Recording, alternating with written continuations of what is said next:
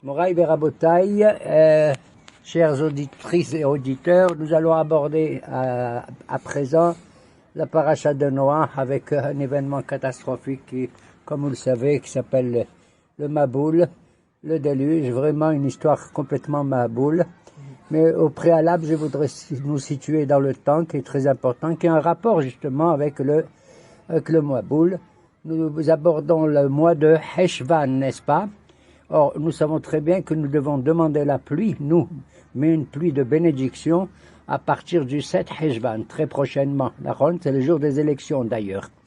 Et donc, le déluge, lui, a eu lieu quand? Le 17 Heshvan. Et il a duré pendant 40 jours. Un chiffre intéressant, Nachan, qui rappelle quoi? Les 40 jours de Moshe Rabbeinu à plusieurs reprises pour le Sinaï, les 40 ans dans le désert, etc.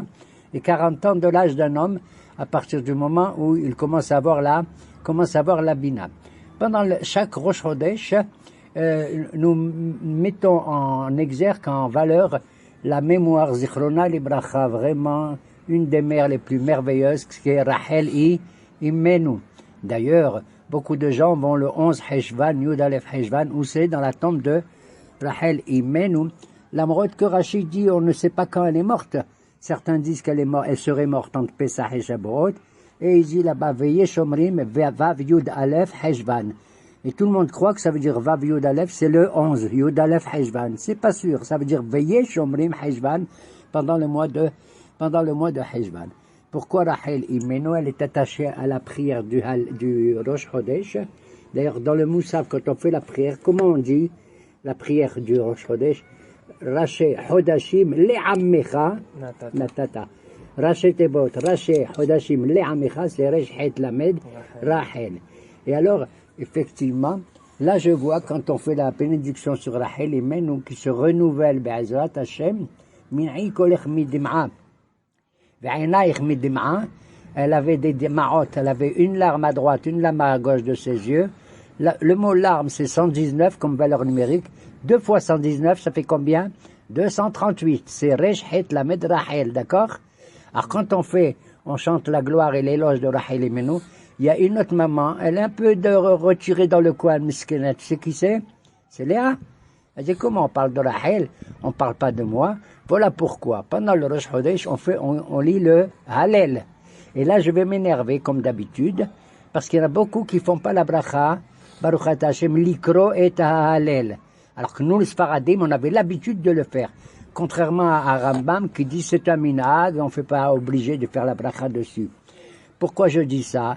C'est pour faire l'éloge aussi de Léa, des femmes que j'aime beaucoup, dont ma mère et dont ma belle-fille.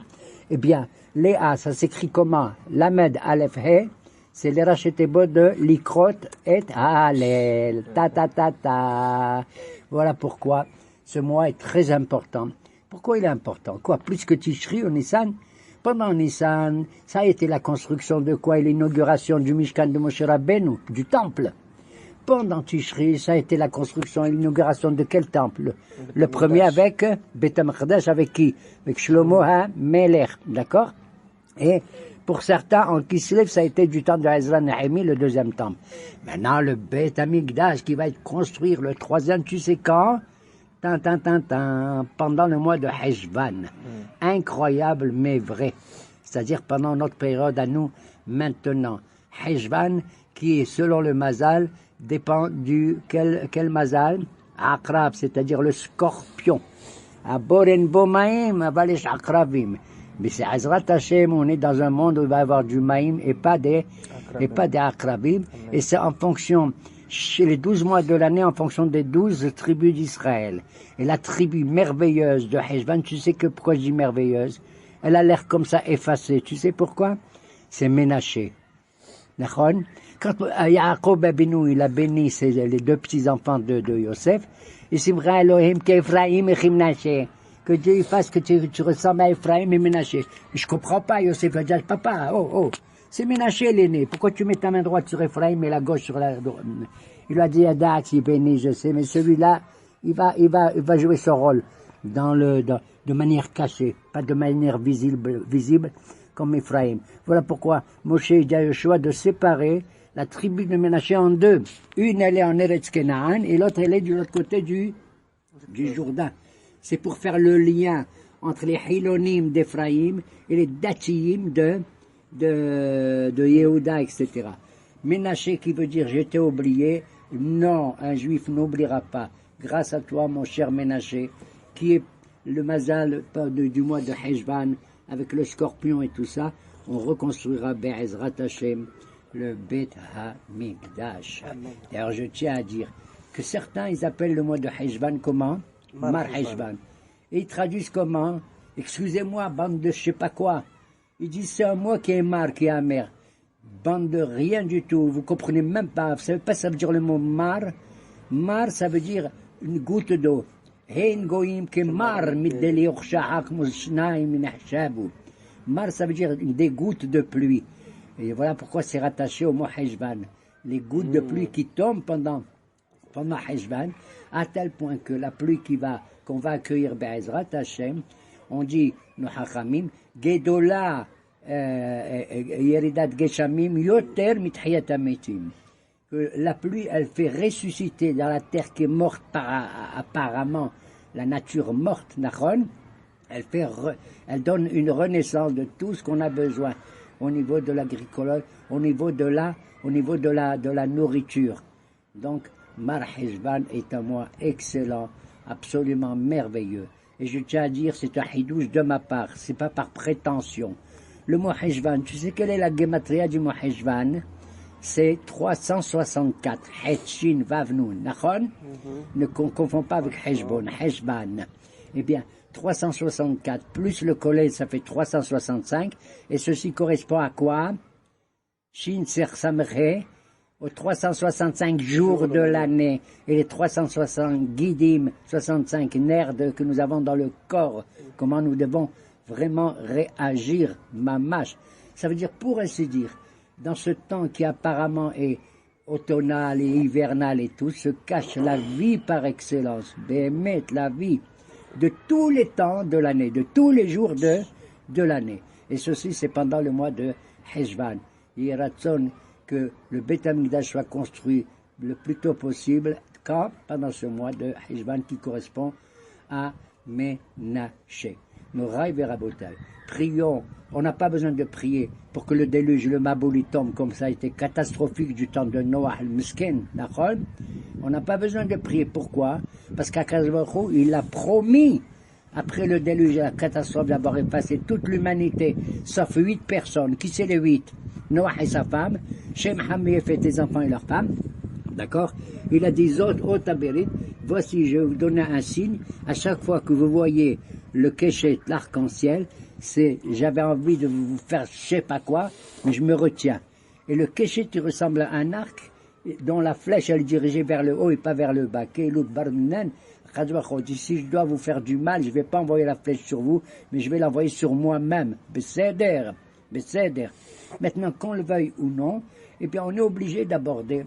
Je suis étonné que la Torah, qui est c'est l'ouvrage par excellence, il ne concerne pas que Israël, il concerne toute l'humanité. Tu vois, toutes les autres religions, par quoi ils commencent? Par leur histoire à eux, sans plus. Ils s'en foutent de l'humanité, tu as compris? Ouais. Aussi bien les chrétiens qui commencent par Hadin, Otoaïch, que les autres aussi qui commencent par Allahu Akbar, et puis c'est tout, et ils parlent que d'eux-mêmes et pas du reste. Nous, les Juifs, on parle dans notre texte sacré d'abord de l'humanité. On a beau être le peuple élu, mais on n'a pas été élu parce qu'on était merveilleux au début. On a été parce que il a voulu qu'il y ait une nation qui puisse être la lumière du monde. Il n'a pas désigné tout de suite n'importe qui. C'est par notre effort, grâce à un monsieur comme Abraham, qui était au début païen avec son père, Terah, d'accord, qu'il a pris sur lui-même après. Il a même participé, tu sais à quoi? Au Dor Flaga, à la tour de Babel. Il croit que c'était une chose vachement bien d'unifier l'humanité, Vayudvari Mahadim, etc. Quand il s'est rendu compte que ce pourri de Nimrod, il voulait lutter contre Akadosh Baruch Hu, il a arrêté et il a commencé, Vaïchracham Beshem El Olam, à annoncer le monothéisme. Et c'est cette nation, ce bonhomme, d'où tu vois, d'où il vient de Haran et tout, il est devenu le peuple élu. C'est tout. Ça aurait pu être, s'ils avaient voulu, les Norvégiens, ça aurait pu être, s'ils avaient voulu être le peuple élu, les Hindous, ou les Américains, ou les Français. Ça n'a pas été, bon, tant pis. Mais nous, notre Torah, elle commence pas à parler d'abord d'Israël, comme il dira, elle commence à nous parler de l'humanité. Il y a un seul être humain, Adam Arishon, il est le père de toutes les nations du monde. Pourquoi j'insiste là-dessus? Je ne veux pas dévaloriser la valeur d'Israël, au contraire, l'augmenter. Je vois qu'Akadosh Baruch Hu, il fait tout pour nourrir toute l'humanité. Il ne faut pas croire que Akadosh Baruch Hu, il dit, je vais donner à manger Teref, Nathan Lireav, il a donné à manger à ceux qui le craignent, uniquement aux juifs ou aux religieux. Pas du tout. Le Hachamim, ils disent, Akadosh Baruch Hu donne à manger à toutes les nations du monde, d'où je le sais. Hachamim, ils disent, celui qui lit 2 fois, Asherosh Bebechecha, Muftah lo Sheuben Olam Haba, il aura le monde à venir. Pourquoi? Et c'est un passouk, je deviens dingue, c'est lequel? Parce que c'est un passouk comme Aleph Bet Gimel Dalet Hei, alphabétique. Ok? Poteach et Tadecha, Umazbia Lechol Hay, Ratzon. Tu donnes à manger à tous les êtres vivants. Mamash, regarde, une des brachot les plus importantes aussi. Quand on va hachek aux toilettes et tout qu'on ressort, on fait une bracha. Laquelle? Asher Yatzaret à Adam. Il n'y a pas écrit Asher Yatzaret à Yehudi. Et la fin de la bracha, c'est quoi? Baruch et Hashem, Rofe kol basar, ou mafli la asot. Toi qui guéris toute chair humaine, tout individu, quel qu'il soit. Voilà, en ce moment, on est en train de faire du Or Lagoïm, ou mafli la asot. Même pour la nourriture, je te dis, quand tu veux guérir, tu dirais Fa eni Hashem ve'erafe, dans la Hamida. C'est beau, c'est bien, je veux qu'il me guérisse. Israël. Tu vas guérir tout ton peuple Israël. Non, oui, très bien. Mais on n'a pas oublié que Rofé Kol Basar ou Mafli la Asod. D'accord? Voilà pourquoi. Déjà, le fait que nous, on enseigne au monde qui était l'humanité, qui était l'homme, qui était le Mesken Noah et tout. Il y avait des gens bien avant qu'il y ait le peuple élu. Par exemple, Hanoch, il est parti au ciel. Hein? C'est un type merveilleux. Et qui m'est touché là. 7 jours, ils ont pris le deuil avant le déluge. C'est un homme merveilleux. Et certains autres aussi. Là, pour conclure, parce que je veux être fif, moi, et pas lourdeau, la paracha de Noah nous présente un individu qui était le seul vraiment à avoir trouvé grâce aux yeux de Dieu. Mais Noah Masahen Be'ina Adonai. Et juste après, qu'est-ce qu'il a écrit? Et les Toldot Noah. Voici les descendants de Noah. Qui c'est les descendants de Noah? Noah. Oui, non mais attends. Si tu me dis, voici les descendants de Noah, tu n'as qu'à me dire tout de suite, voici Shem Hamé, il dit non. Voici les descendants de Noah, qui c'est? Noah, 2 fois le mot Noah, d'accord? Hein? Ouais. Ça veut dire que l'homme, l'individu, même quand au début il est seul, hein, eh bien, les descendants de l'homme, c'est lui-même. C'est-à-dire l'homme, il change. Quand il est petit, il est bébé. Après, il va enfanter en lui, engendrer quoi? Hein? Un garçon, il va engendrer en lui un jeune. Après, il va engendrer, il est jeune, parce que ça suffit pas, il va devenir un adolescent. Après, il va engendrer quoi? Un adulte. Après qu'il est adulte, il va engendrer quoi? Un mature, un homme très, très avancé, d'accord? Dans la vie et tout, qui travaille. Après, l'homme mature, il va engendrer quoi? Il va engendrer le vieux, le zaken. C'est tout, jusque-là, ça s'arrête? Non. Le vieux, tu sais qu'est-ce qu'il va engendrer? Il va avoir le Olam Haba, bien sûr. Il va engendrer l'envieux. Celui qu'on va envier. Nachon, Pene Sevatakum Adarta, Pene Zaken. Alors, elle est toldot Noah le Ma'ala ou Noah le Mata. C'est un homme parfait. Il était agréable aux yeux de Dieu en haut et aux yeux des hommes en bas. Même s'il n'a pas ouvert la bouche, ce qu'on lui reproche, certains. Elle est toldot Noah, Ish tzadik tamim haya bedorotav. C'est un homme tzadik, parfaitement tzadik. Mais il y en a qui viennent, j'ai pas aimé. Et Rashi, il les cite. Et j'ai pas aimé, c'est ce pirouche. Yish et dorshim lishva ve'yish et dorshim lignai. Il y en a qui disent, ouais, il est merveilleux, c'est bien, Noah. Pourquoi? Parce qu'il était tzaddik. Mais s'il avait vécu à l'époque d'Abraham, il aurait été encore un plus grand tzaddik. Pourquoi? Parce qu'il aurait eu l'influence de qui? D'Abraham. Nachon? Il était tzaddik de son temps parce que tous ils étaient des maoudjins, des violents, des voleurs, etc. C'était catastrophique. Hamas, Mupenem. Déjà à l'époque, il y avait le Hamas.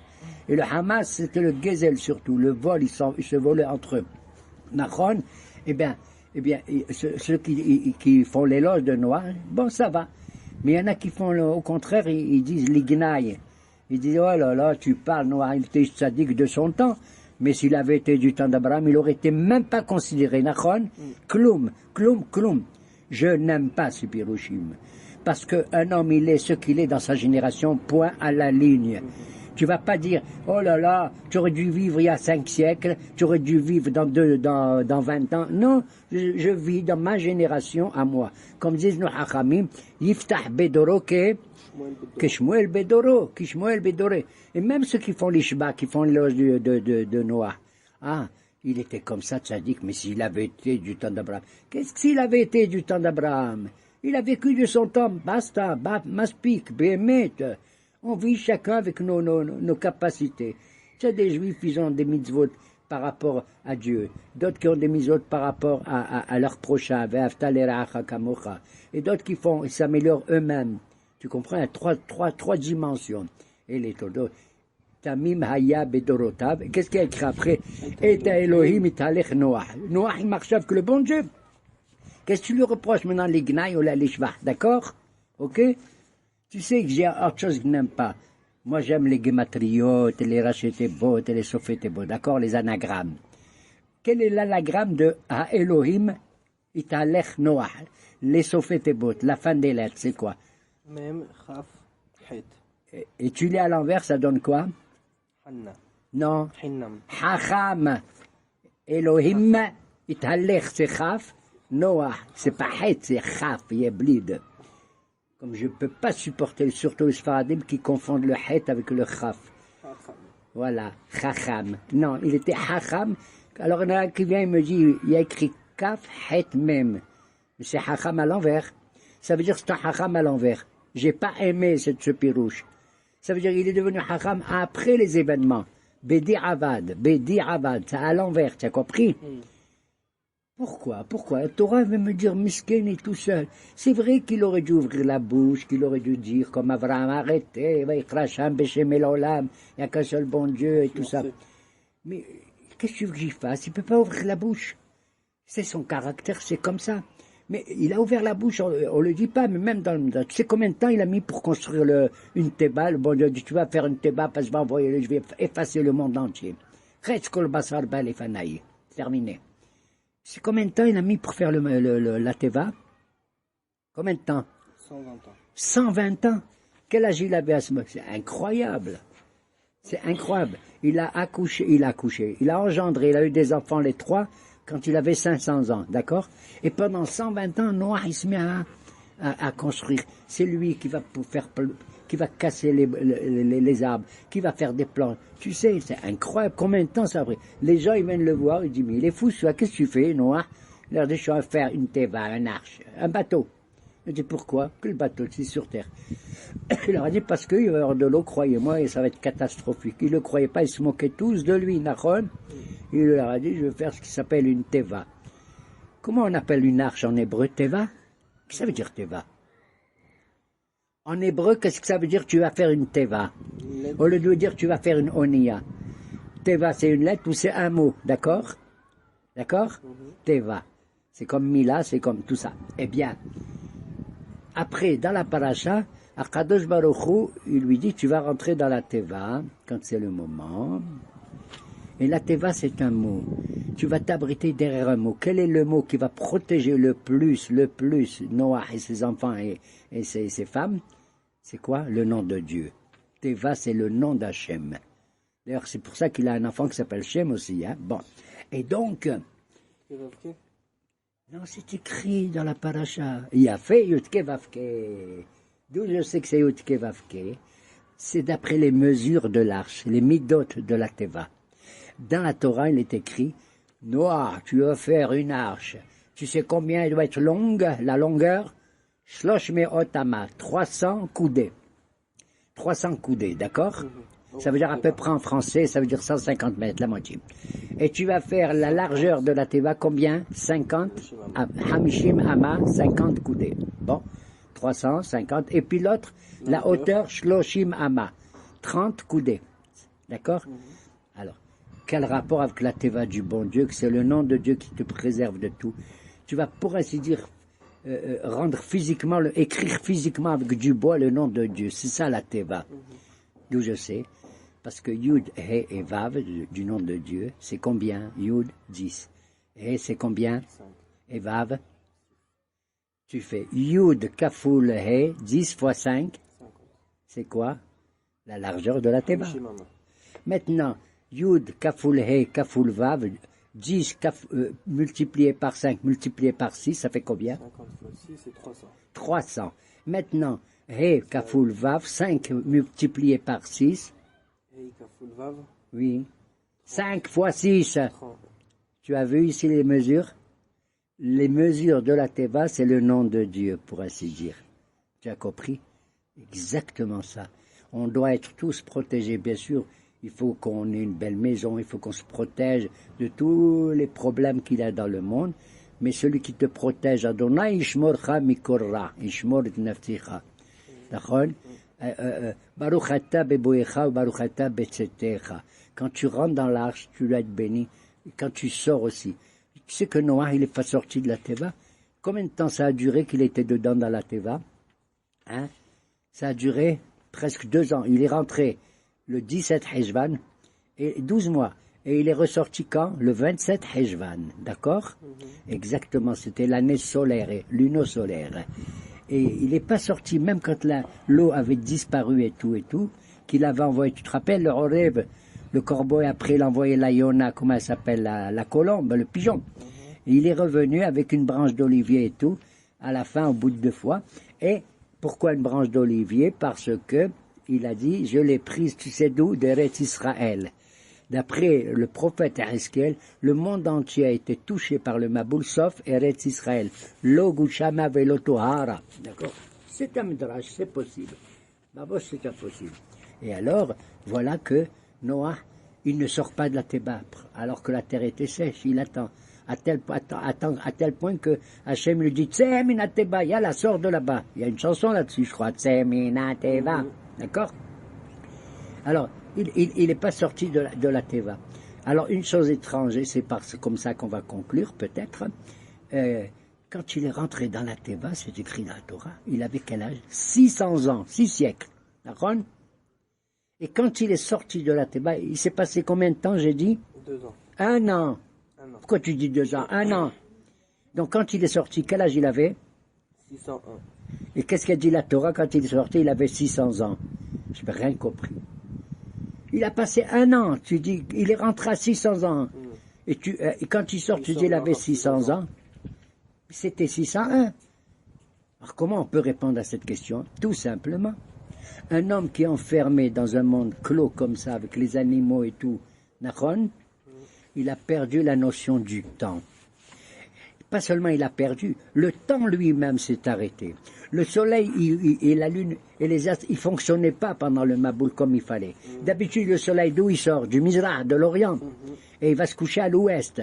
Et bien, il paraît qu'à l'époque, c'était le contraire. Tout était Meboulbal, Maboul, Maboul, Maboul. D'ailleurs, le mot de Heshvan, dans le Tanakh, tu sais comment on l'appelle aussi? Chodesh? Boule. Et Mamash, c'est boule. Mamash, c'est Mamash boule.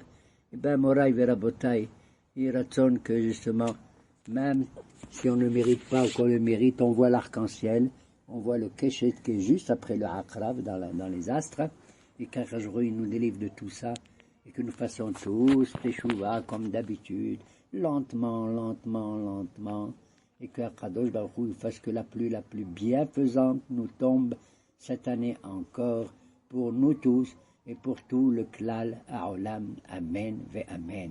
Amen. D'accord.